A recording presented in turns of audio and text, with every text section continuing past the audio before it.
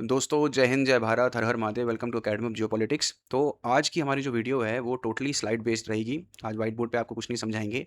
आज की मेरी वीडियो में मैं आपको एग्जैक्टली ये बताऊंगा कि ईरान वॉर में क्या क्या चल रहा है, क्योंकि काफ़ी टाइम से मैंने उसको अपडेट नहीं दिया है और मैंने अपनी वीडियोज़ भी उसमें काफ़ी टाइम से नहीं बनाई, क्योंकि मैं और टॉपिक्स काफ़ी डिस्कस कर रहा था। और ईरान वॉर के साथ साथ मैं आपको ये बताऊंगा कि why Trump is behaving the way he is right now. Iran war के उसमें क्या चल रहा है जिसकी वजह से ट्रम्प का ये बिहेवियर है, और साथ साथ जियोपॉलिटिकली और कंट्रीज़ में ऐसा क्या क्या एक्टिविटीज़ हो रही हैं जिसकी वजह से ट्रम्प का बिहेवियर ऐसा हो गया है। ही इज़ मतलब not behaving like a normal person, और कोई भी उसकी बात नहीं सुन रहा है। ये एग्जैक्टली क्लियरली उसके बिहेवियर से नज़र आ रहा है। क्या क्या अपडेट्स हैं, क्या क्या है, सारा कुछ मैं आज की वीडियो में कवर करूँगा। वीडियो शुरू करने से पहले चैनल सब्सक्राइब नहीं करा है तो प्लीज़ चैनल को सब्सक्राइब करें, वीडियो को लाइक करें और अगर पसंद आए तो शेयर ज़रूर करें। करते हैं आज की वीडियो की शुरुआत।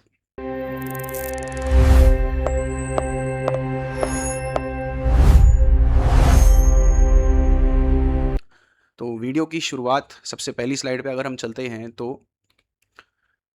ट्रम्प ने ट्वीट डाला है, मतलब एग्जैक्टली ट्रम्प ने बात बोली है और रैपिड रिस्पॉन्स आपको पता है व्हाइट हाउस का ऑफिशियल पेज है। तो वो कहता है कि I had to stop a country, a very powerful very dangerous country from having a nuclear weapon because they had used it. They are nuts, they are crazy people. अब एक तरफ कह रहा है वेरी पावरफुल और दूसरी तरफ कहता है दे आर नट्स एंड इन सारी बातों से वो समझता है कि मैं ये बात करूंगा तो हो सकता है कि ईरान मेरी बात मान ले। I had to stop a country, very powerful, very dangerous country, from having a nuclear weapon because they'd use it. They'd blow up the world. They'd blow up the Middle East. They'd blow up Israel. They'd come here. They'd blow up Europe. They're nuts, okay? They're crazy people. I deal with them. And very high-strung people, really crazy. And get along with them. I like them. But you don't want to let them have a nuclear weapon. And I'm doing the world a service, but I'm doing our country a service. It's America first. I'm doing our country a service.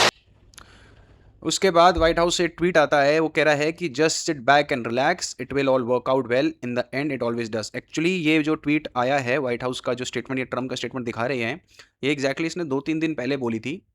जब उसने ये बोला था, reporter ने पूछा कि straight of Hormuz से लेकर आपका क्या मायना है। तो वो कह रहा है कि आप बिल्कुल टेंशन मत लीजिए, सब ठीक हो जाएगा, क्योंकि हर बार होता ही होता है। मतलब यूनाइटेड स्टेट्स ऑफ अमेरिका का प्रेसिडेंट है और वो बंदा ये बात कह रहा है कि यार टेंशन मत लो, सब ठीक हो जाएगा, क्योंकि हो जाता है। कोई क्लियर प्लान नहीं है, कैसे खोलना है, क्या करना है, कुछ नहीं पता। वॉर किस चीज़ पे शुरू हुई थी, कहाँ पर आकर आज रुक गई है, इसको कोई मतलब नहीं। और भाई ट्वीट दे रहा है कि सब कुछ ठीक हो जाएगा यार, हमेशा ही हो जाता है, इसमें कोई बड़ी बात नहीं। फिर एक तरफ अभी आपने जो ट्वीट देखा, एक तरफ भाई कहता है कि they are very dangerous people, they are very powerful people, but they are totally nuts.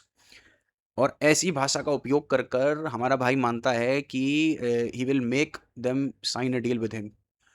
कैसे होगा भाई, ये तो ट्रम्प ही जानता है, क्योंकि ऐसी मतलब दिव्य शक्ति, मैं मानता हूँ ये दिव्य शक्ति ही है और कुछ नहीं है। ऐसी दिव्य शक्ति सिर्फ डोनाल्ड ट्रम्प के पास ही हो सकती है कि मतलब एक तरफ आप गाली दो और दूसरी तरफ उसको बोलो कि बैठ जाए और मेरे साथ डील फाइनल करे। तो इसको दिव्य शक्ति ही कहते हैं हमारी भाषा में। तो I had to अगले stop. ट्वीट पे अगर हम चलते हैं तो ये कह रहा है कि we have a blockade, it's been extremely effective and the reason we have it is try to blockade and now we block them. They are losing 400 to 500 million a day. We have the ultimate blockade. अब वो कह रहा है कि उन्होंने blockade लगा रखा है और उनकी ब्लॉकेड के ऊपर मैंने अपना ब्लॉकेड लगा दिया, जो कि बहुत सक्सेसफुल है। There is a naval blockade in place, Yeah. which technically is an act of war under international law. So is this a war as long as there's a naval blockade in place? Well, we have a blockade. It's been extremely effective, and the reason we have it is they try to blockade, and now we blockaded them. And as you know, they're losing $400 to $500 million a day. It's not sustainable for them. They have an economy that's shot. In addition to everything else, their leaders are gone. Their generals are gone. Their first tier and second tier are gone. Much of their third tier is gone. But they put up a blockade, and so we blockaded them, and we have the ultimate blockade. I don't consider that a war, but if you want to define it as such, I guess you can. अब आपने इसका interview तो सुन ही लिया। अब देखो, सीधी मैं एक बात बताता हूँ। 3 बातें हैं। Their navy is gone, their air force is gone, their leadership is gone, everything is gone. ये बात बंदा दिन में 3 बार, दिन में 3 से 4 बार हर रोज बोलता है, हर रोज। Not even a single day जिस जिस दिन इसने ये बात ना बोली हो। मतलब रट गई है हम लोगों को ये बात। Their navy is gone, their air force is gone, their leadership is gone. ये 3 चीजें हर बार रिपीट करेगा। सबसे बड़ी बात तो भाई को कितनी बार तो मैं अपनी वीडियोस में बता चुका हूँ, कितनी बार मेरे जैसे और कितने जियोपॉलिटिकल एनालिस्ट जो हैं वो ये चीज़ बता चुके हैं कि भाई ना तो उसकी नेवी इतनी स्ट्रांग थी, ना तो उसका एयरफोर्स इतना स्ट्रांग था। All they worked was on the drones that they are hitting you with. They worked brilliantly on ballistic missile that they are hitting you with. आज तक वो उससे हिट कर रहे हैं, वो उनका बिल्कुल बढ़िया चल रहा है काम, और उन्होंने तुम्हारी नाक में दम कर रखा है उस चीज़ को लेकर। और वही 2 चीज़ें थी जिस पे वो सक्सेसफुली काम कर रहे थे, और वो सक्सेसफुली चल रहा है आज भी। वो चल रहा है ना, तभी तो तुम परेशान हो भाई। तुम अपना ब्लॉकेड तुमने लगाया ही इसीलिए है क्योंकि वो फ्रीली ऑयल ट्रेड बेच रहा था आराम से। और वो बेझिझक बेच ही इसीलिए रहा था क्योंकि उसको पता है कि मेरे बैलिस्टिक मिसाइल जो ड्रोन्स जो हैं वो तुम्हारी ऐसी-ऐसी करने को तैयार बैठे हैं। And that is the reason they were doing business, और उसी वजह से तुमने ब्लॉकेड लगाया। लेकिन भाई को तो वही 3 चीज़ रटी रहेंगी, जो चीज़ स्ट्रॉन्ग थी ही नहीं, उसको तुम जैसे पावरफुल कंट्री ने, the most powerful country on this planet earth, United States of America with a defence budget of nearly $1 trillion, उसको अगर एक छोटी-सी कंट्री का जिसका कोई रक्षा बजट ही नहीं, उसकी रक्षा बजट के भी सबसे छोटे से हिस्से में अगर वो एक नेवी और एयरफोर्स को तुमने डेसिमेट कर भी दिया, तो क्या पा लिया भाई? तुम सोच के देखो ना, आज भी तुम्हारी नाक में दम करने को बैठा है। तुम्हारे एलाइज़ के सबकी ऐश-तैशी करके बैठा है वो। और तुम हो अपनी में लगे हुए हो कि भाई मैंने तो ब्लॉकेड के ऊपर ब्लॉकेड लगा दी और 400 से $500 मिलियन हर रोज़ वो गँवा रहा है। यहाँ पर भाई हमारा ये कह रहा है कि 400 से $500 मिलियन वो कर रहा है। दूसरी जगह मैंने आपके साथ एक और स्लाइड लगाई है, यहाँ कहते हैं कि US troops and their families adjust to new normal of Iran war. US service members in acute state of readiness during fragile ceasefire. Wounded soldiers and families struggled with stress, uncertainty, and combat injuries. US munitions stock depleted. Hexed warns replenishment could take years. अब बताइए, खुद ही बंदा बोल रहा है, पीट हेक्सेट, आपको पता ही है, द मिनिस्टर ऑफ वॉर्स। भाई ने बोला था ना मिनिस्टर ऑफ वॉर्स, और आजकल हर रोज़ भाई अपनी वीडियोस लगा रहा है पीट हेक्सेट की, $1 ट्रिलियन, $1.5 ट्रिलियन का हमारा रक्षा बजट होना चाहिए। क्यों होना चाहिए? ये रीजंस की वजह से। वो मैं आज आपको ट्विटर पे जाकर वो वीडियो ज़रूर दिखाऊंगा एक बार, कि वो कैसे हर रोज़ अपनी कार्टून वाली वीडियोस बनाता रहता है। यहाँ ये कहता है कि 14 वीक्स हो गए, डोनाल्ड ट्रंप का ऑर्डर किया था अटैक ऑन ईरान, और to an unusual state of conflict that is not a full scale war but also far from peace. मतलब कि फुल स्केल वॉर नहीं है, वॉर पूरी तरीके से फुल स्केल में नहीं है, लेकिन फिर भी पीस का कोई नामो निशान नहीं है, जिसकी वजह से जितने भी सोल्जर है they are living in an uncertainty. That is, मतलब कोई बड़ी बात नहीं है, तो होगा ही होगा। जब आपको यही नहीं पता कि एंड रिजल्ट क्या है, तो अनसर्टेनिटी तो रहेगी रहेगी। फिर कहता है कि on ships and bases in the Middle East, US troops some recovering from injuries operate amid exchange of fire with Iran every few days as the Navy blockade Iran's port. At home, the Pentagon is scrambling to bolster production and depleted ammunitions of munitions of family service members cope with the stress of extended deployments. Joseph Votel, the former commander of U.S. military Central Command, described the current conflict phase a very dangerous period for us. He said keeping troops ready during the ceasefire is not a small challenge. It puts a lot of pressure on leaders to make sure that people are still on their edge. अब क्या होता है कि ये cease fire कहकर तो भाई खुश है, लेकिन cease fire is not exactly cease fire for everyone. अब आर्मी को हर समय रेडी रहना पड़ता है कि कभी भी वॉर ब्रेक हो जाए, तो आपकी रेडीनेस में कोई कमी नहीं आनी चाहिए। और उस रेडीनेस को और प्रिपेयर्डनेस को कंप्लीट रखने के लिए उनके जितने भी कमांडर्स होते हैं, जो उनको कमांड कर रहे होते हैं आर्मी के प्रोफेशनल लोगों को, उनको हमेशा ये ध्यान देना होता है कि ऐसा ना हो जाए कि ये मेरे जो लोग हैं वो ढीले पड़ जाएं। एक्टिवली वॉर में प्रेजेंट रहना ज़रूरी रहता है, चाहे आप सीज फायर के थ्रू भी जा रहे हो। लेकिन क्या है, कुछ दिन में फायरिंग तो चली रही है, आपको दिख ही रहा है, कभी ये मार देता है, कभी वो मार देता है, कभी ईरान इजराइल पे या कुवैत, अभी आपने देखा कुवैत बहरीन पे उसने अटैक कर दिया ईरान ने। यूएसए कॉन्स्टेंटली एक दो दिन में कुछ ना कुछ स्टेट ऑफ हॉर्मोज में मारता रहता है कि उसके शिप्स निकल रहे होते हैं तो उस पर अटैक करना होता है, या कोई इंटरसेप्ट कर लेता है छोटे मोटे ड्रोन, उस पर अटैक करना होता है। तो वॉर एग्जैक्टली बंद नहीं है कि बिल्कुल सीज फायर और शांति वाला माहौल नहीं है। आगे की स्लाइड्स में आपको अभी बताऊंगा भी एग्जैक्टली अभी करंट सिचुएशन क्या चल रही है, आज सुबह तक की क्या सिचुएशन है, सारा कुछ मैं आपको आगे की स्लाइड में बताऊंगा। लेकिन हो क्या रहा है एग्जैक्टली कि ट्रूप्स और उनकी families they are living in an place of uncertainty. उनको यही नहीं पता कि वॉर अभी खत्म होनी है नहीं होनी, उनके बच्चे हस्बैंड जो भी हैं वो घर वापस आएंगे कि नहीं आएंगे। They are not aware of that, and that uncertainty is hurting back in Pentagon. क्यों? एक तो पेंटागन पहले इस चीज़ से बहुत ज़्यादा परेशान है कि उनके जो स्टॉक्स डिप्लीट हो चुके हैं उसको रिस्टॉक करने में सालों का टाइम लग जाएगा। लेकिन कभी भी ये बीच-बीच में उँगलीबाज़ी जो नेतन्याहू की तरफ से चलती रहती है या ईरान की तरफ से चलती रहती है, ट्रंप को ये डर है कि ये छोटी-मोटी इन दोनों के बीच में जो कहा-सुनी चलती है, किसी बड़े वॉर में फिर से कन्वर्ट ना हो जाए। क्योंकि मेजर जो प्लेयर है उसमें है तो यूएसए ही ना। एग्जैक्टली यूएसए के दबाव से ही तो जितना भी ईरान दबा है अभी तक, वो यूएसए के अटैक से ही दबा है, क्योंकि इसराइल तो भाई वहां पर लेबनान में बिजी हो गया। आप ये देखिए कि 3 मार्च के बाद इसराइल का सारा ध्यान लेबनान की तरफ ही रहा है। He was not actively attacking Iran, he was busy with Lebanon, and he was busy in छोटे मोटे उनके जो इराक के छोटे मोटे शिया मिलिटेंट्स के ग्रुप्स थे उनको मारने में। बीच में उसने हुतीज ने 1-2 दिन के लिए शुरू किया था, वहां बिजी। तो ये तो अपने में ही बिजी हो गया ना इसराइल तो। मेन जो ईरान से लड़ रहा था, कौन लड़ रहा था? वो तो अमेरिका ही लड़ रहा था। अब अमेरिका के ही स्टॉक डिप्लीट ऑलरेडी इतने ज़्यादा हो चुके हैं, जिसकी वजह से दे आर वेरी मच मतलब इन डिप्रेस्ड है कि भाई अब होगा क्या अगर बड़ी वॉर फिर से हो गई? इस इस स्टॉक को बढ़ाने में सालों लग जाएँगे, जो बचा स्टॉक को यूज़ कर लिया तो ऐसी-तैसी हो जाएगी ना भाई। तो that is the reason they are living in a period of uncertainty.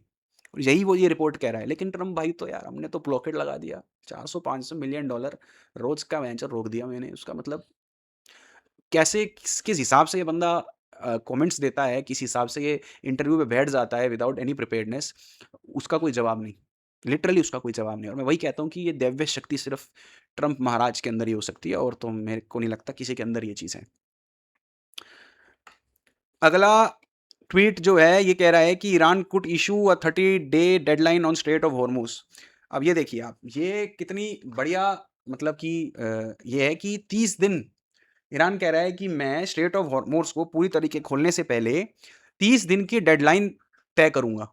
Iran could impose a 30-day waiting period before reopening the Strait of Hormuz under the Iranian administration response to the US actions, according to the member of the country's negotiation team.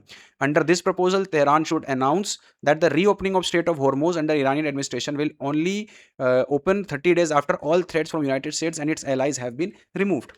अब भाई कह रहा है कि मैं तो ऐसा नहीं होगा कि भाई तुमने डील फाइनल कर ली मेरे साथ बैठ के, तो मैं अभी स्ट्रेट ऑफ हॉर्मुज खोल दूंगा, जाओ भैया। ना ना ना ना ना ना। ऑब्वियसली ये जवाब तो आईआरजीसी की तरफ से ही आया होगा। डिप्लोमेट्स तो उन्होंने तो पीछे भी बोल दिया था कि straight of Hormuz open for everyone. अगले दिन फिर आईआरजीसी ने बम मार दिया कि ऐसा कुछ नहीं है। वो तो बेवकूफ़ है। मेरी बात सुनो, जो मैं बोलूँगा वही होगा। तो ऑब्वियसली आईआरजीसी का ही कहना होगा कि मैं 30 दिन का पहले एक पॉज दूंगा। आज अगर डील फाइनल होती है तो आज से 30 दिन तक there will be a big pause.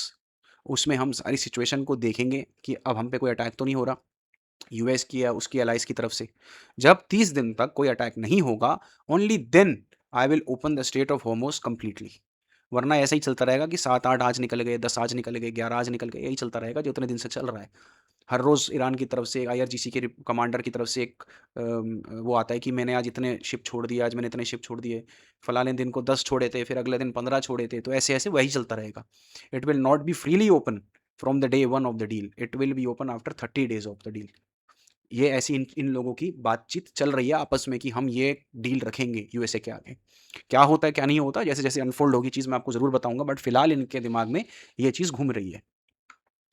नीचे कहता है कि ships using Hormuz charge up to 2 million. अभी ये चल रहा है इसका, ईरान का ये बढ़िया चल रहा है। 2 मिलियन ईरान प्लस मेरे ख्याल से ओमान भी है, लेकिन ओमान अभी पिक्चर में सामने नहीं आया है लेता हुआ। लेकिन ईरान तो कंप्लीटली बोल ही रहा है कि मैं तो भाई हफ्ता वसूली कर ही रहा हूँ।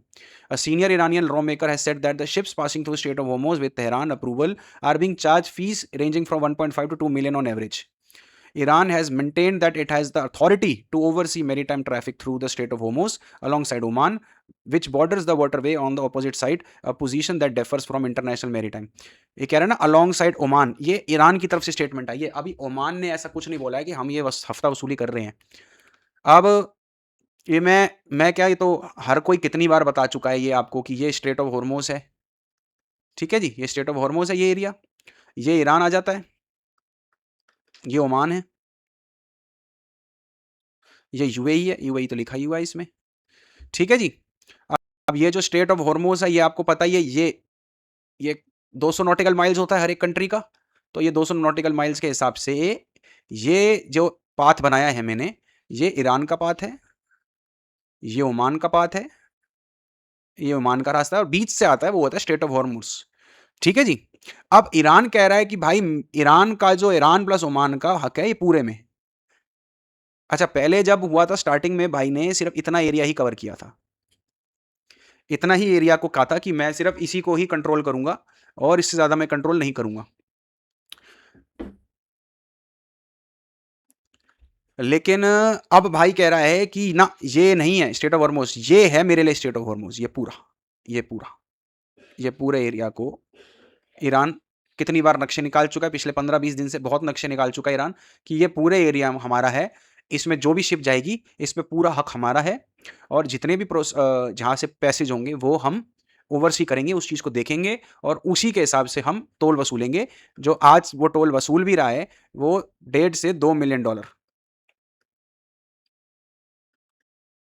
ये वसूल रहा है पर शिप के हिसाब से, जो ईरान से परमिशन लेके जा रहा है। यहाँ पर ये लिखा है ना कि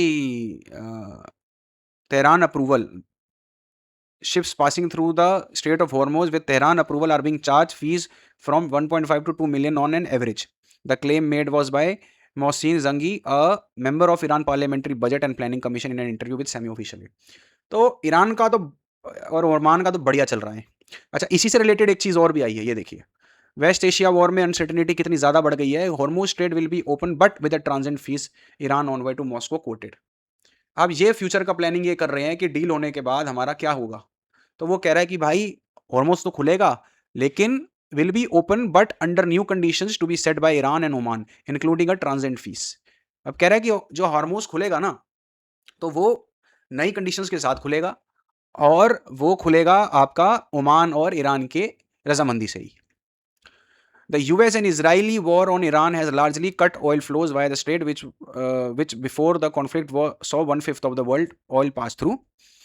Of course, this strait will be open, but with new conditions to be determined by the Iranian Omanian authorities, Ambassador Qasim Jalali told the Russian newspaper. We understand that Iran and Oman provide certain services related to this strait, and fees will be charged for those services. Now, अब क्या है कि अब देखो, मैं आपको बताता हूँ। अब आप इसमें बोलोगे अब तुम इसमें भी ट्रंप को घुसा लाए हो, तो मैं आपको बता दूं, ट्रंप को घुसाने वाली बात नहीं है। सबसे बड़ी बात मैं आपको बताता हूँ। अब ये जो ईरान की तरफ से स्टेटमेंट आई है ना, अब ये भी हवाबाजी पे उतर आते हैं। अब ये हवाबाजी क्यों है?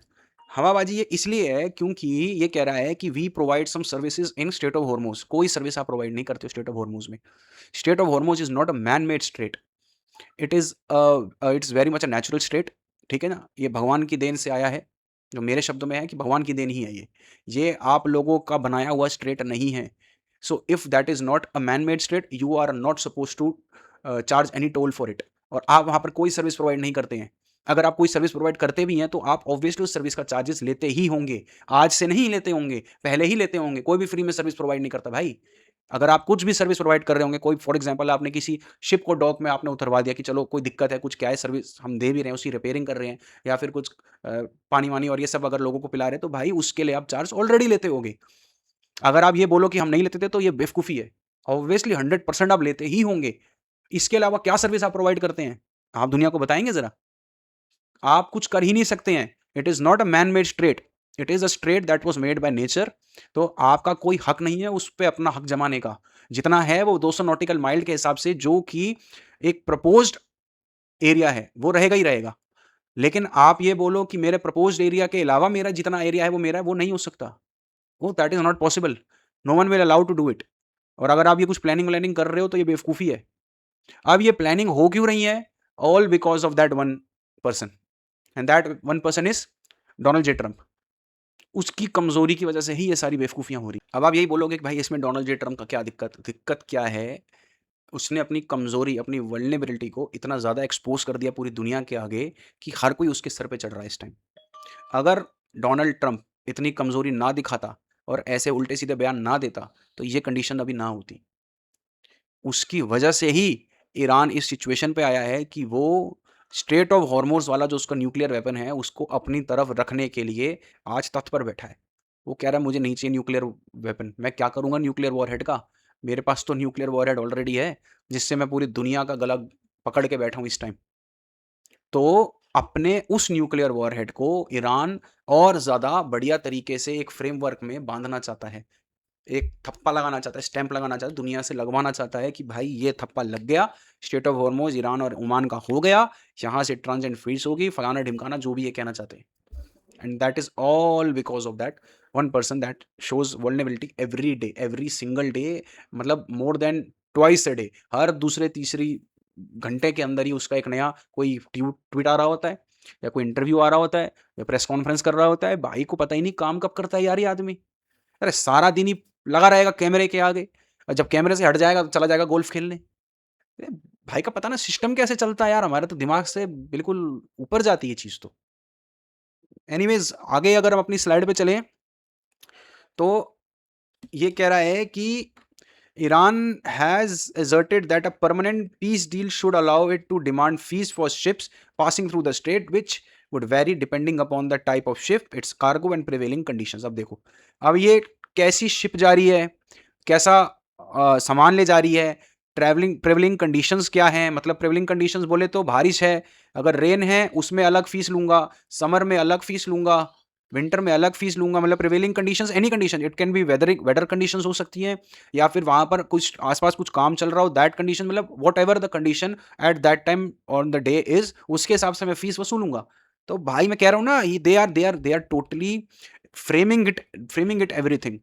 They want it to be framed, they want it to be signed and undersigned by all the countries, so that it becomes legal.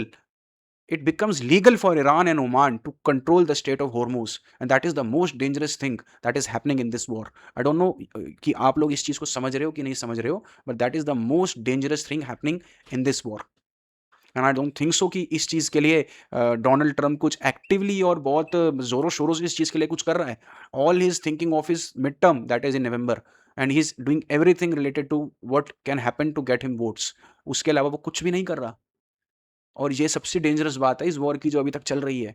अगर ये लीगली फ्रेमवर्क के अंदर बंध जाता है, जो कि मेरे हिसाब से ये ट्रंप सोचने में लगा हुआ है कि मैं उसकी डिमांड मान लूँ, तो अगर ये हो जाता है तो मुझे नहीं पता कि क्या सिचुएशन रहेगी, बट मेरे हिसाब से it is a very dangerous situation that we are going entering into. अगली हमारा, अच्छा नीचे देखिए, ये डोनाल्ड ट्रंप का है। देखो दैट पोजीशन मतलब कि ये जो स्टेट ऑफ हॉर्मोज ट्रांजेंट फीस वाला और ये जो मैं फीस लूंगा और ये सब, that position is vehemently opposed by Donald Trump in the late May. The US want Oman not to get involved in any effort with Iran to impose a toll, and treasury secretary Scott Bessent said Oman ambassador had told him there were no plans to impose. ये कह रहा है ना no plans to impose, ये कह रहा है ना ओमान। ये देखो यहाँ पर ईरान खुले में, एकदम खुले में बोल रहा है कि मैं तो भाई ओमान के साथ हम दोनों मिलकर अपना प्लान बना रहे हैं, और यहाँ पर उसका सेक्रेटरी एम्बेसडर कह रहा है कि हमारा तो कोई प्लान ही नहीं है ऐसा। ओमान खुले में नहीं आ रहा है इस चीज़ को बोलने के लिए, लेकिन वो पूरे तरीके से लगा हुआ है अपना ईरान के साथ, अपना डील अपना फाइनल कर रहा है, चीज़ें क्या करना है कैसे करना है, फ्रेमवर्क बनाओ बढ़िया तरीके से। ओमान को क्या है भाई, उसको तो टोल मिलेगा जिंदगी भर का, उसकी पुश्तें खाएंगी, उसकी आने वाली पुश्तें खाएंगी, उसकी आने वाली पुश्तें खाएंगी। स्टेट ऑफ हॉर्मोज से तो धंधा तो कभी बंद होना नहीं है, स्टेट ऑफ हॉर्मोज से तो सामान आना ही है, हमेशा ही आना, आता ही रहेगा। तो ओमान को क्या दिक्कत है इस चीज़ से? तो ओमान तो एक्टिवली लगा हुआ है, बोल नहीं रहा है यूएसए के उससे प्रेशर से बोल नहीं रहा है, लेकिन करा हुआ है, लगा हुआ है अपना भाई। अगली हमारी जो स्लाइड है, अब ये देखिए, अब मैंने आपको ट्रंप का बता दिया, ईरान क्या सोच रहा है, ईरान और ट्रंप दोनों आपको एक्सप्लेन कर दिया। ईरान और ट्रंप अभी इस वॉर में क्या इनका हिसाब किताब चल रहा है। तीसरे बंदे पे आते हैं, नेतन्याहू, जो सबसे इंपॉर्टेंट बंदा है इस चीज़ का। अब ट्रंप कह रहा है कि नेतन्याहू और ट्रंप दोनों एक ही पेज में है, डिस्पाइट डिसएग्रीमेंट है, लेकिन हम एक ही पेज पर हैं। US President Donald Trump said that he and the Israeli Prime Minister Benjamin Netanyahu remains aligned as the conflict with the Iran enters its 100th day, despite recent differences over Israel military. Despite ये कह रहा है ना recent differences, भाई ये recent differences के चक्कर में गाली दे दी थी नेतन्याहू को इसने। मतलब ही लिटरली सेड कि अगर मैं ना होता ना, तू जेल के अंदर होता, और तेरी वजह से इजरायली भुगत रहे हैं ये जो भुगत रहे हैं आज की डेट में, ऐसा इसने बोल दिया था। ये लिटल डिसएग्रीमेंट कह रहा है ना, ये little dispute over Israeli military, ना ना ना ना, ऐसा कुछ नहीं है, गाली दे दी थी इसने literally. We got along very well, we have been great comrades, we did a very big number on certain countries, that was nothing but trouble for 47 years. I disagree with him on a couple of things. Trump said couple of things नहीं, तो कोई भी चीज़ तेरे को उसकी नहीं पसंद, तो इतना ज़्यादा परेशान है, पूरी दुनिया को तो ये चीज़ बता चुका है कि मैं नेतन्याहू से परेशान हो चुका हूँ। और ये बात दुनिया से छुपी नहीं है, इस बंदे ने बकायदा न्यूज़ पे और चैनल पे ये चीज़ बोली है कि हाँ, हम दोनों की लड़ाई हुई थी फ़ोन पर, हाँ मैंने उसको गाली दी थी, वो तो छोटा मोटा कहता हमारे बीच में और चलता रहता है, we are best of buddies. But भाई इस टाइम बडीज़ वाला सीन नहीं है इजराइल के साथ। Israel is fighting a war अपनी कंट्री को बचाने के लिए, अपनी रेस को बचाने के लिए, he is fighting this war. तो ये बडीज़ वाला सिस्टम नहीं चल रहा भाई। ही Israel is absolute clear what he has to achieve, what he has to do. You have not a single clue कि तेरे को करना क्या है. इसराइल को पूरा क्लू है भाई. तो ये बड़ी सिटी वाली चीजें चल नहीं रही हैं इस टाइम. तेरे तू बोल रहा है लेकिन हो नहीं रहा है, ये सब जानते हैं.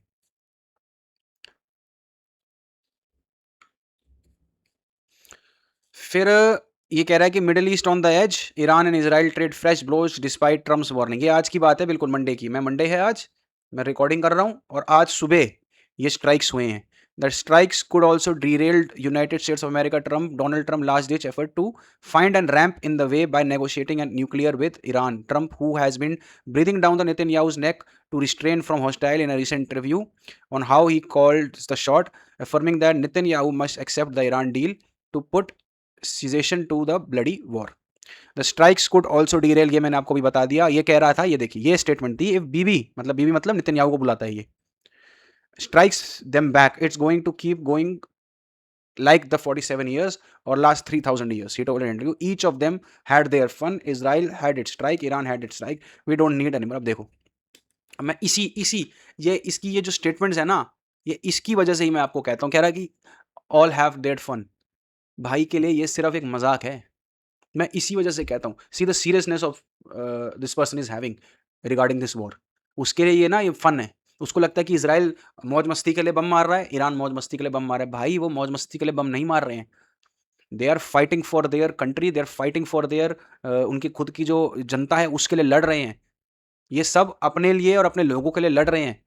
तेरे लिए तो मजाक हो सकता है ना, क्योंकि तेरे पास तक तो बम पहुंचना नहीं है. ये तो अच्छे से जानता है इस चीज को. लेकिन इसराइल तक तो पहुंचेगा ना. और ईरान को भी पता है कि इसराइल से ईरान की तरफ भी आएगा ही आएगा बम. तो भाई वो लोग फन की वजह से नहीं लड़ रहे हैं. तू मौज मस्ती लेता है. तेरा तो क्या है ना, मैं बताऊं, तू तो अपना जाता है, 4 दिन काम करेगा, थक जाएगा, गोल्फ खेलने चला जाएगा. कई बार तो बीच में ही, हफ्ते के बीच में ही निकल जाता है ये अपना मौज मस्ती में. हाँ, निकल गया. सोता कब है, क्या करता है, 3 बजे उठ जाएगा, ये लगा रहेगा, ट्वीट करता रहेगा. ट्वीट करेगा, जो मार्केट की ऐसे ऐसी मार देता है. हम तो बिजनेसमैन, हम तो ट्रेडर, हमको तो पता है. हम तो रोज देखते हैं कि लाल हो जाता है. आज हरा होता है, अगले दिन लाल हुआ होता है इसके टर्म, इसकी बातें सुनकर. लेकिन इसको कोई फर्क थोड़ा ना पड़ता है भाई. बिलियनर आदमी है, $7-8 बिलियन तो अभी भी पड़ा है. अभी भी नई नई डील्स उसके बेटे कर रहे हैं. कोई कजाकिस्तान में जाकर इसने पता नहीं कोई खदान इसके बेटे ने खरीदी है, एक ऑयल की.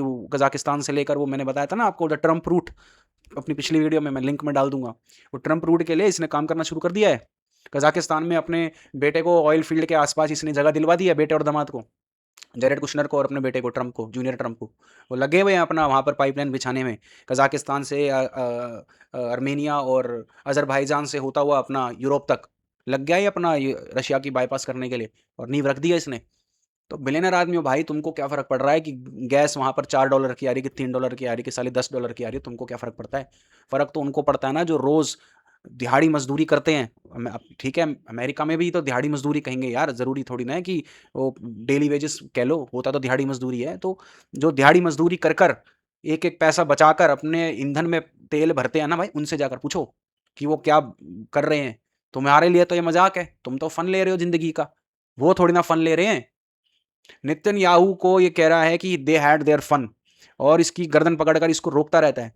लोग, मैं आपको बताऊं क्या है कि यहाँ पर इंडिया में भी ये चीज़ बात होती रहती है. आज मैं थोड़ा आपको सीरियसली इस बात को समझाता हूँ. इंडिया में भी ये चीज़ बात होती रहती है कि नेतन्याहू इस जंग का दुश्मन है. क्यों है भाई उस जंग का दुश्मन, आप बताओ क्यों? क्योंकि वो कहते हैं कि जब भी कोई डील होने वाली होती है, नेतन्याहू लेबनान में बम मार देता है. क्यों ना मारे यार, आप एक बात बताओ, क्यों ना मारे?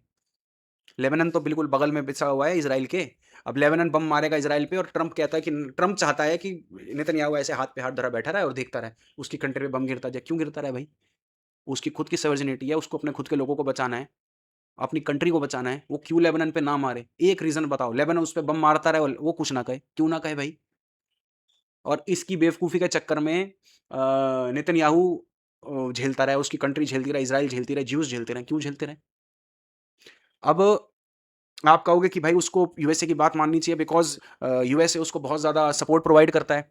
तो भाई सीधी सी बात है, नेतन्याहू ने इतना तक कह दिया था कि अगर आप मेरे को प्रोवाइड नहीं करोगे ना असला बारूद, कोई बात नहीं, आप मत करो, we will fight from the claws, अपने नाखूनों से, अपने नेल्स से लड़ेंगे. दीज आर ज्यूज, ये हैं वो लोग. Because they have absolute clarity, उनको करना क्या है भाई. तेरे अंदर एब्सोल्यूट क्लैरिटी नहीं है, तुझे यही नहीं पता तेरे को जिंदगी में करना क्या है. All you need, you know, is how to earn money. and that is the only thing you are thinking of every day, every single day, every passing hour, I should say, you are always thinking on कि पैसा कैसे छापूं। और तुम Netanyahu पे मुझे ज्ञान देते हो या लोगों को ज्ञान देते हो, और यहाँ इंडिया के लोग कुछ हमें ज्ञान देते हैं कि ठीक है, हम प्रॉब्लम झेल रहे हैं, इसमें कोई, मैं उस चीज़ से डिसएग्री नहीं करता हूँ। मैं मानता हूँ कि आई एम ऑल्सो प्रिविलेज्ड कि मेरे पास ये सब कुछ है कि मुझे इस चीज़ की चिंता करने की ज़रूरत नहीं है। और मैं ये भी समझता हूँ कि ऐसे कई लोग हैं इंडिया में भी, जो इस चीज़ को झेल रहे हैं, इस वॉर की वज़ह से चीज़ें झेल रहे हैं, और मुझे उनका दर्द समझना चाहिए। लेकिन आपको इज़राइल का दर्द भी समझना चाहिए ना यार। वो लगातार पर लगातार हिज़बुल्लाह उस पे बम मार रहा है, तो वो जवाबी कार्रवाई क्यों ना करे? सिर्फ़ इसलिए ना करे क्योंकि ट्रम्प का मिड टर्म आ रहा है नवंबर में और ट्रम्प की बात सुने। इस चीज़ पे कोई डिबेट होनी ही नहीं चाहिए। इज़राइल ने एक सिंपल सी बात बोली है, मेरे पे बम नहीं आएगा, मैं बम नहीं मारूँगा। मेरे पे बम आएगा तो मैं अपनी पूरी ताकत लगाकर उसको खत्म कर दूँगा, और वो कर रहा है वो। अब आप बोलोगे कि आपकी पुरानी वीडियो है ज्यूज़ का ये प्लान है, द ग्रेटर इज़राइल प्रोजेक्ट, वो है, वो होगा। उस चीज़ पे कोई बड़ी बात नहीं है, वो होगा। लेकिन भाई अपना अभी जो चीज़ें कार्रवाई चल रही है, वो अपनी कंट्री को बचाने की कार्रवाई चल रही है। और उस चीज़ में वो खरा उतर रहा है और उसको करना भी चाहिए। लेकिन ट्रम्प है ना, ट्रम्प कहता है कि नहीं भाई ये चीज़ नहीं होनी चाहिए ना, ऐसा कुछ भी नहीं है। होनी चाहिए, हो रही है, होगी भी सही आगे। अगर हिज़बुल्लाह बम मारेगा तो इज़राइल भी बम मारेगा। अब ये देखिए, यहाँ पर इज़राइल और इन सब का क्या चल रहा है। इज़राइल ने भी फिर attack carried out strikes, air strikes on central western Iran early Monday, responding to Tehran missile attack and raising concern that the conflict could once again expand across the region. अब Israel ने भी attack करना शुरू कर दिया है। Iranian state television reported explosion in Isfahan, Karaj, Kabzri, and Tehran. Kabris. It did not immediately provide detail on the targets or the extent of any damage. Following the strikes, Iranian authorities suspended operations in the airspace. Iranian official did not immediately disclose what facility had been hit. Iraqi outfits जो हैं जैसे Shia militants, Iraqi Shia militant Kataib Hezbollah warned that it would target American facilities and interests across Iraq, with the wider region of Washington become directly involved in the military. The group issued a short statement on its website declaring that if America intervenes in the confrontation, we will target its bases and interests in Iraq in the region. The warning followed by Iranian missile attack on Israel on Sunday evening. Sirens were activated. Escalation उसके बाद भी हो रही है, Trump की warning के बाद भी। US President Donald Trump urged Israeli Prime Minister Benjamin Netanyahu not to retaliate against Iran latest missile barrage, arguing that any response could undermine ongoing efforts to secure a peace agreement and to end the 3-month conflict. अब इससे आपको पता लग रहा है कितना vulnerable है इस टाइम डोनाल्ड ट्रम्प, कितना डेस्परेट है वो डील के लिए, ईरान के साथ डील हो जाए। ऑल बिकॉज इलेक्शंस आ रहे हैं, ऑल बिकॉज उसको टाइम चाहिए ये सब कुछ सेटल करने के लिए, ताकि इलेक्शंस में जाए तो उसकी कंट्री कुछ हद तक सेटल हो जाए महंगाई की मार से। According to Axios, Trump spoke to Netanyahu shortly after Iranian missile attack in an effort to prevent new cycle of hostilities from derailing negotiation. He also called Tehran to resume talks. अब ये जैसे ही Tehran ने आज attack करा सुबह, उसी time Trump भाई साहब ने नेतन्याहू को फोन कर दिया, भाई तू बम मत मारियो। हाथ पैर जोड़े होंगे मेरे हिसाब से आज तो जिस हिसाब से ये लिख रहे हैं, हाथ पैर ही जोड़े होंगे इसने कि भाई तू मत बम मारियो, ऐसी तैसी हो जाएगी जो बातचीत चल रही है, तू भगवान के नाते बम मत मारियो, कोई बात नहीं, धीरज रख, हो जाएगा सब ठीक, जितनी बातचीत हुई है वो भी मिट्टी में मिल जाएगी अगर ऐसी बमबारी चलती रही तो। और उसके बाद फिर वो ट्वीट आया था कि we and Netanyahu are on the same page, वो अभी अटैक नहीं कर रहा, लेकिन 1-2 बम मारे हैं नेतन्याहू ने भी, इजराइल ने भी बम मारे हैं, और उसके बाद शायद नहीं मानी, बात मानकर नहीं मारे होंगे। अब मैंने आपको ये समझा दिया, अब हम चलते हैं रशिया की ओर। ये कहता है कि useless to try to pressurize PM Modi, Putin says India US ties won't affect Russia ties, praises economic growth. Vladimir Putin on Thursday said India's growing cooperation with the United States does not undermine its long-standing ties with Russia, while also asserting that attempts to pressure New Delhi over its relationship with Moscow would not succeed. ये Putin साहब ने बिल्कुल clear cut ये बात बोल दी है कि मोदी पे या इंडिया पर किसी भी तरीका का कोई प्रेशर काम नहीं करने वाला। आप ये सोचो कि आप इंडिया पे प्रेशर जमा दो तो उसकी वजह से इंडिया रशिया के साथ काम करना नहीं छोड़ेगा। Speaking to the reporters in St. Petersburg, Putin said the United States were trying to exert pressure on India because of its engagement with Russia, but added that it was useless to try pressurize Narendra Modi. ये पहली खबर है। दूसरी खबर ये बताता है, ये सेकंड खबर है। Russia President Vladimir Putin said sanctions threats against India would be boomerang immediately. Boomerang मतलब वो जो फेंकते हैं ना, वो फेंक कर वापस आ जाता है, मतलब कि वापस आ जाएगा रशिया यूएसए पे, काम नहीं आने वाला इंडिया पे। इंडिया जितना ट्रेड करता था आज भी उतना ट्रेड करेगा, बल्कि उससे ज़्यादा ही करेगा। Putin said India was free to choose the products that they consider to be most up to date, most applicable for them, and obviously offering the best quality price ratio. कह रहा है कि all the sanctions that have been eliminated and the relationship between USA and India is developing successfully. As I understand, India is free to choose the products that they consider to be up to date, most applicable for them, and obviously offering the best price per quality. India is always guided by its national interest, Vladimir Putin said. अब Putin साहब इस चीज में basically ये समझा रहे हैं कि ट्रम्प का जो भी एफर्ट था, जो वो एफर्ट कर रहा है, सैंक्शंस लगा रहा है और आए दिन प्रेशर डालता रहता है इंडिया पे ताकि इंडिया रशिया के साथ ट्रेड बंद कर दे, तो पुतिन कह रहा है कि ऐसा तो होने नहीं वाला। इवन पुतिन ने अपनी आगे की स्टेटमेंट में कहा था, वो शायद पैराग्राफ हमसे रह गया, कि the trade between India and Russia will reach up to $100 billion a year. मतलब वो अपना धंधा और बढ़ा देंगे, लेकिन इंडिया यूएसए के दबाव से कभी भी काम नहीं करेगा। और बात बिल्कुल ठीक है, इंडिया काम करता भी नहीं है किसी के दबाव से। लेकिन क्या है कि यूएसए को हमेशा से ही, मतलब ये ट्रम्प की बात नहीं है, ये यूएसए की पूरी यूएसए एज एन एडमिनिस्ट्रेशन की पूरी बात है। दे ऑलवेज कंसिडर कि भाई इंडिया हमेशा वैसा ही काम करे जैसा हम उसको बोलें। आप जब बोलो तेल खरीदो तो तेल खरीदेगा, आप जब बोलो तेल बंद करो तो तेल बंद कर देगा। कोविड से पहले तेल खरीद रहा था दबाकर, और अमेरिका ने मन कर दिया कि भाई आप तेल नहीं खरीद सकते, कोई बात नहीं।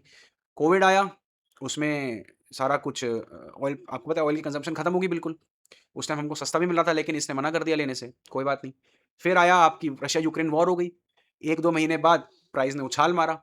जो बाइडन का फ़ोन आया कि भाई आप प्लीज़ तेल खरीदिए, वरना फिर डिमांड एंड सप्लाई के बीच में गैप ज़्यादा आ जाएगा और प्राइस एकदम मार्केट का उछाल मारेगा। इंडिया ने खरीदना फिर से शुरू कर दिया, बढ़ा दिया। फिर इनका मन खराब हुआ, ट्रम्प आया, ट्रम्प ने कहा नहीं आप तेल नहीं खरीद सकते। मतलब अमेरिका का कोई भी एडमिनिस्ट्रेशन उठा लो, आप ओबामा की एडमिनिस्ट्रेशन उठा लो, आप जो बाइडन की एडमिनिस्ट्रेशन उठा लो, आप ट्रम्प की पहली और दूसरी एडमिनिस्ट्रेशन उठा लो, आप हमेशा यही पाओगे कि they always pressurize India, they want that India should work according to their will. It won't be happening. This is not India of 2005 और it is not India of 2010, it is India of 2026। They will work and they will, जितनी भी deals होंगी वो अपने हिसाब से करेंगे, जितनी भी चीज़ें उनको परचेज करनी होगी वो अपने हिसाब से करेंगे, और जिस प्राइस में करेंगे वही प्राइस वो इस्तेमाल करेंगे जो उनकी कंट्री के हित में होगा। किसी के कहने पर अपना ना तो हम सोर्स बदलेंगे, ना हम अपना प्राइस बदलेंगे, ना हम अपनी क्वालिटी जो हम सामान इस्तेमाल करते हैं वो बदलेंगे। ये पुतिन ने अपनी स्टेटमेंट में क्लियर कट समझा दिया। अब आपकी, मैंने इसमें आपको अभी तक जो समझाया, ईरान यूएसए के वॉर की वजह से ना तो ट्रम्प की ईरान सुन रहा है, वो तो पहले दिन से ही नहीं सुन रहा। अब बीबी नेतन्याहू, उसने भी अब सुनना बंद कर दिया, क्योंकि उसके ना कहने पर भी बम मार दिया। पुतिन वैसे ही नहीं सुनता, वो क्यों सुनेगा भाई। यहाँ पर पुतिन ने यह भी बता दिया कि मोदी भी नहीं सुनता। तो 4 तो आपको समझ में आ गए कि ट्रम्प की कोई नहीं सुन रहा। अब आज की वीडियो में 2 और बंदे ऐसे बताऊंगा जो भी अमेरिका की और ट्रम्प की तो बिल्कुल भी नहीं सुन रहे।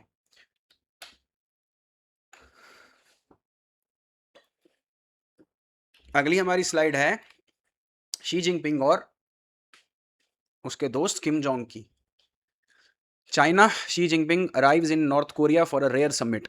Xi Jinping had arrived in North Korea for the first visit to the secluded nation in 7 years, as he aims to assert Beijing close ties with Pyongyang and its leader Kim Jong-un. The timing plays to Beijing efforts to cast China as a versatile global power broker at a moment of intense geopolitical flux. Beijing, that even as Kim and Putin have elevated their countries' ties in recent years, China remains North Korea's most critical economic lifeline and diplomatic partner. North Korea का 95% सामान China जाता है, तभी ये critical जो बोल रहा है ना, इसीलिए बोल रहा है। 95% सामान चाइना जाता है, और बेसिकली नॉर्थ कोरिया मेरे ख्याल से सिर्फ बाल ही हैं जो एक्सपोर्ट करता है, जितनी मेरी नॉलेज है। मैंने लास्ट जो रिसर्च करी थी वो यही था कि सिर्फ बाल बेचता है नॉर्थ कोरिया, आर्टिफिशियल बाल जो आते हैं विग और ये सब, और वो 95% चाइना खरीदता है उससे। दैट इज़ द रीज़न कि नॉर्थ कोरिया की लाइफ लाइन है, economic life line China. The traditional friendship between China and North Korea remains unbreakable, enduring and constantly radiates vitality, ये शी जिनपिंग ने बोला है। Last week Kim visited new plant that manufacture weapons grade nuclear material, beef up our state nuclear forces at exponential rate. अब मैं ये आपको अलग page में समझाऊंगा। Trump has also repeatedly shown interest in restarting high-level US diplomacy with North Korea. The US president met with Kim during the first term, part of the fanfare-filled bid to disband North Korea's nuclear program, ultimately stalled. Kim last fall expressed as openness to sitting down with Trump again, but only if the US abandoned denuclearization goal. It is difficult to know whether that would be accepted to Trump, who launched a war against Iran in a part to destroy the country's nuclear enrichment program. अब exactly क्या हुआ है मैं आपको बताता हूँ। ये slide मैंने आज क्यों रखी है मैं इसको आपको समझाता हूँ। अब ये स्लाइड डालने का मेरा एकमात्र पर्पस ये बताने को था, ये विजिट शी जिनपिंग की हो कब रही है? ये विजिट हो रही है just after he met Trump and he met Putin. Putin के साथ क्या बात हुई वो आपसदारी की इनकी खुद की बात है, अपनी कंट्री के साथ ट्रेड वेड का क्या है और जो भी है। ट्रंप के साथ जब बातचीत हुई तो व्हाइट हाउस की तरफ से स्टेटमेंट आई थी, and that they clearly mentioned कि हमको चाहते हैं हम कि China stop supporting Iran in this war.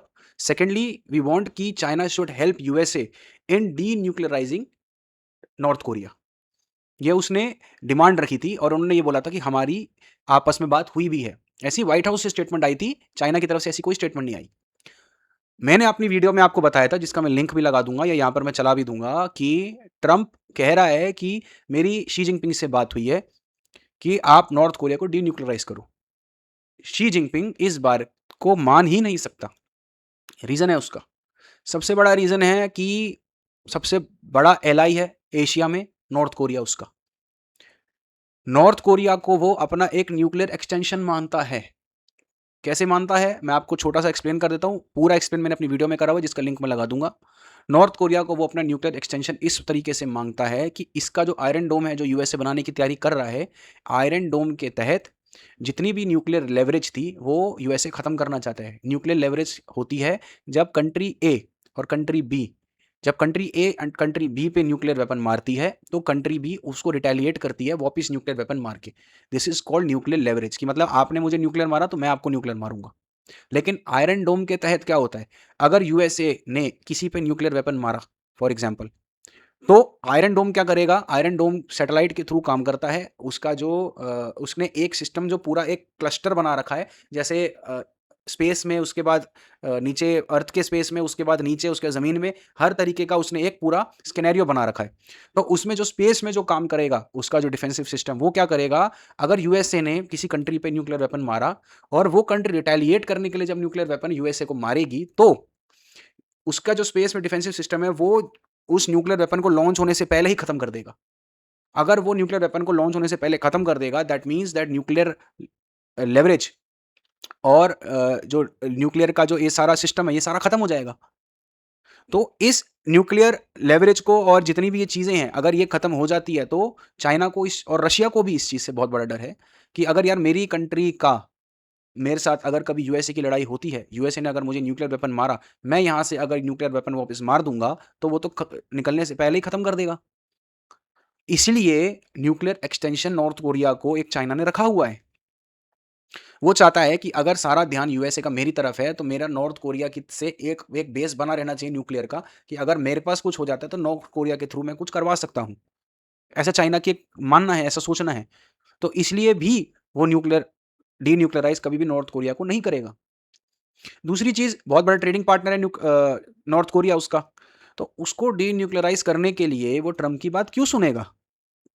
अब होता क्या है कि शी जिनपिंग के आने से पहले किम जोंग उन एक हफ्ता पहले ही अपने नए न्यूक्लियर प्लांट पर जाता है, न्यूक्लियर जहाँ एनरिचमेंट वाले प्लांट में जाता है, वेपन्स बनाने वाले, और वहां जाकर बोलता है रैंप अप योर प्रोडक्शन।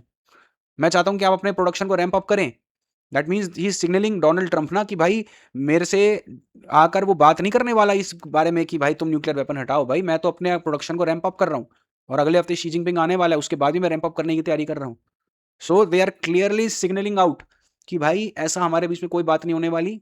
और शी जिनपिंग ने बहुत तरीके से ये चीज़ बोल दी है। मैं अपनी स्लाइड पे आपको वापस लेकर जाऊँ। Xi Jinping has clearly said this, कि अगर आप देखेंगे कि no matter the traditional friendship between China and North Korea remains unbreakable, enduring and constantly radiates vitality.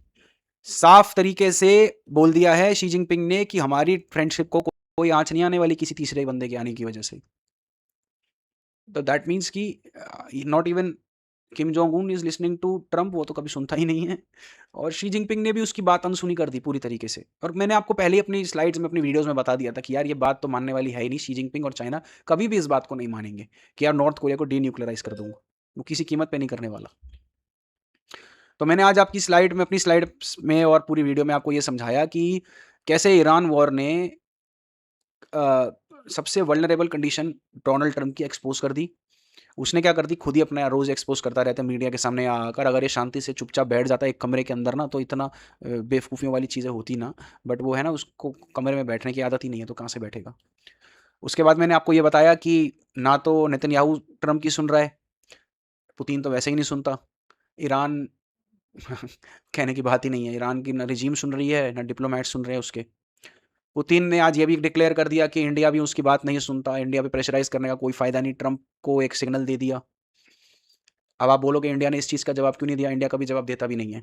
India की शुरू से ये पॉलिसी रही है कि आप फालतू की झंझट पे ना पड़िए, अपने काम पे ध्यान दीजिए। और इंडिया हमेशा ऐसा ही करता है, वो हमेशा काम पे ध्यान देता है, अपने तरीके से काम करता है, बाकी नेचर अपने आप ही उस चीज़ को सेट कर देती है। उसके बाद मैंने आपको बताया कि शी जिनपिंग भी ट्रंप की नहीं सुन रहा है, और किम जोंग उन तो सुनने वाला ही नहीं है। तो आशा करता हूँ वीडियो आज आपको अच्छी लगी होगी। वीडियो पसंद आई तो वीडियो को लाइक करें, हमारे चैनल को सब्सक्राइब करें, बेल आइकन ज़रूर दबाएं। और अगर वीडियो बहुत अच्छी लगी हो तो अपने परिजनों के साथ शेयर करें, ताकि वो भी ट्रम्प की इस वल्नरेबिलिटी को अच्छे से समझ सकें। मिलते हैं अपनी अगली वीडियो में, तब तक के लिए जय हिंद, जय भारत, हर हर महादेव।